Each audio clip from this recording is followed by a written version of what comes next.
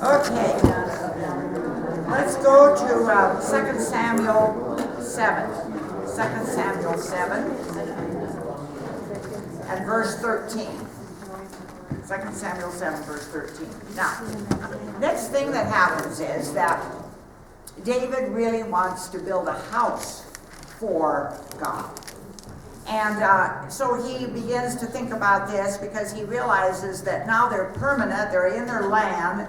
Why in the world is the Ark of the Covenant, the presence of God, still in a tent? Now, it had to be in a tent when they were traveling in the wilderness, right? And of course, that's what God intended. But now David wants to build a house. And so he talks to God about this, and God says no. Now later on we're going to see that one of the reasons God said no was that David was a man of blood, because we're going to see that he did a lot of battles already. He'd been involved in a lot of bloodshed, hadn't he?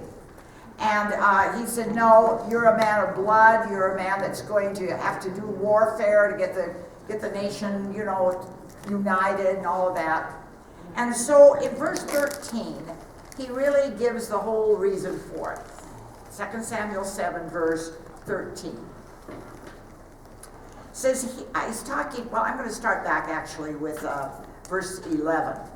He says, from the time that I appointed judges over my people Israel, and I gave you rest from all your enemies, moreover, the Lord declares to you that the Lord will make you a house.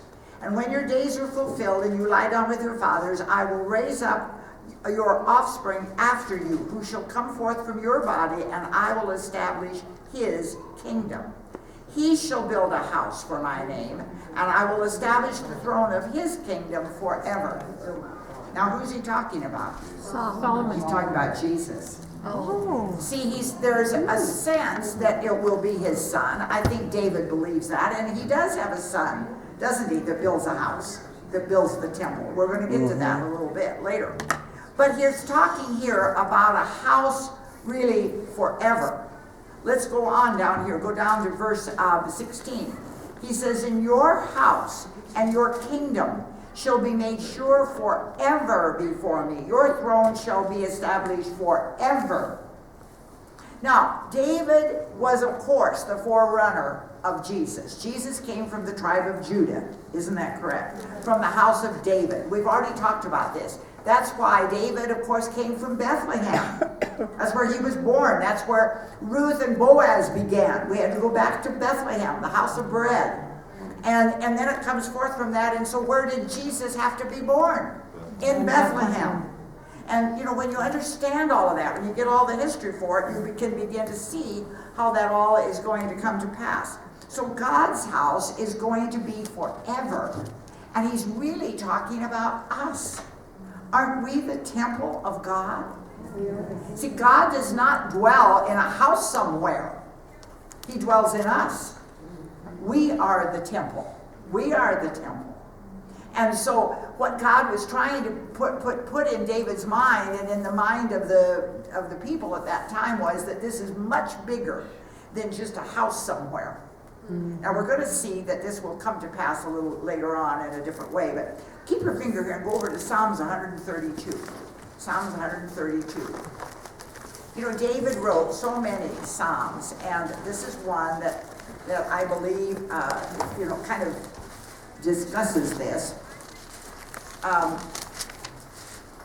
Is this where I want to go? Yes. Okay. I'm going to go over to verse 13. Says, for the Lord has chosen Zion. He has desired it for it is his habitation. This is my resting place forever. Here I will dwell, for I have desired it. I will abundantly bless her provisions. I will satisfy her poor with bread. And it goes on talking about Jerusalem or Zion. Now we're going to see that in a couple of chapters here, that Zion does become the place where there will be a temple built. And Solomon built that, didn't he? Mm-hmm. David did not. David began to get some of the supplies for it, some of the cedars from Lebanon and some of those things. He began to kind of maybe draw some of the blueprints for it. But Solomon, his son, is the one who actually did it. David's heart was always for God. That's why God said, you're a man after my heart. And even though David was a warrior in many ways, shed a lot of blood, he still was after God's heart. For God, he looked to God for everything. Now I'm going to go over to, let's go over back to 2 Samuel 9. 2 Samuel 9.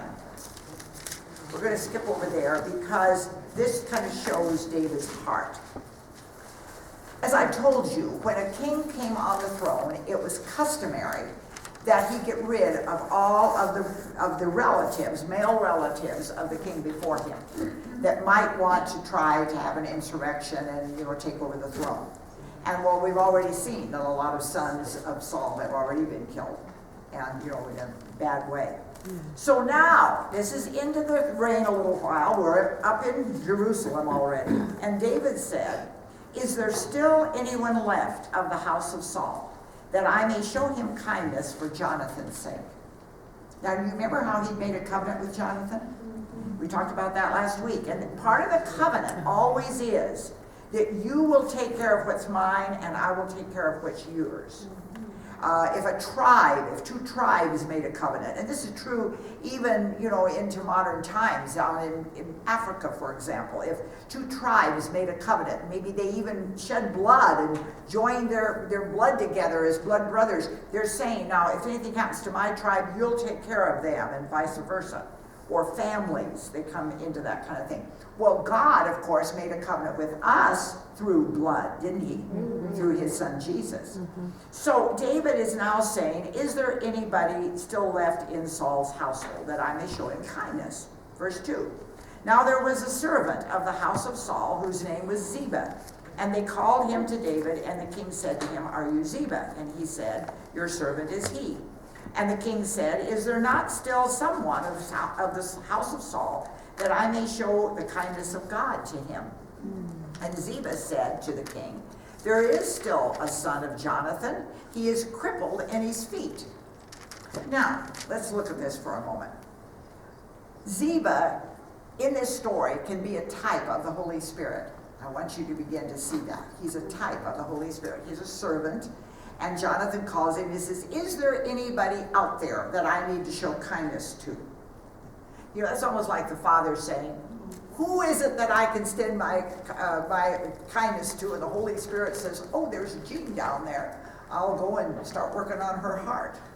The Holy Spirit's the one who brings us into the fold, isn't he?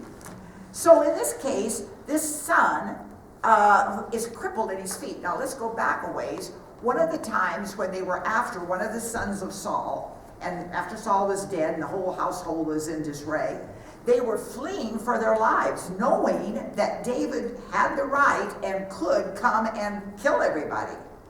And so Mephibosheth, who is this boy now grown up, he evidently was a child at the time, and his nurse is carrying him out, and she drops him. And his feet are broken, and he's crippled. He's crippled for then after. Now it's interesting that the servant immediately, Ziba says, "But he's crippled." In other words, what good is he to you? I mean, David, surely you want men of war, men that can be in your kingdom, men that can be in your army, yeah, Jonathan has a son, but he's crippled. He really is not going to measure up. Okay, go down to verse 6. This boy's name was Mephibosheth. Now that's a hard word to say. You say it fast 3 times, you'll be in a real mess. And Mephibosheth, the son of Jonathan, son of Saul, came to David, because David said, "We'll go and get him." And he fell on his face and did obeisance. In other words, he's scared. Because if the king is calling him, this must mean it's time for him to be killed. He's the remaining son, the only one of Saul's line left. And he falls on his face. And David said, "Mephibosheth." And he answered, "Behold, your servant."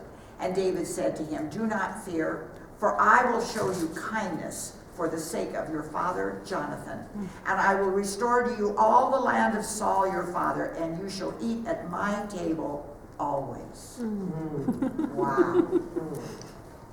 He's saying, don't be afraid. Because I have a covenant. I had a covenant with your father. You are going to come and be rightfully his heir. Everything that really belonged to him, the land and the different people that followed him are be yours, but you will eat at my table. You know, I just love this. This is one of the neatest stories, I think, in all of the Bible. He was restored to a position, wasn't he? Go down to verse 11.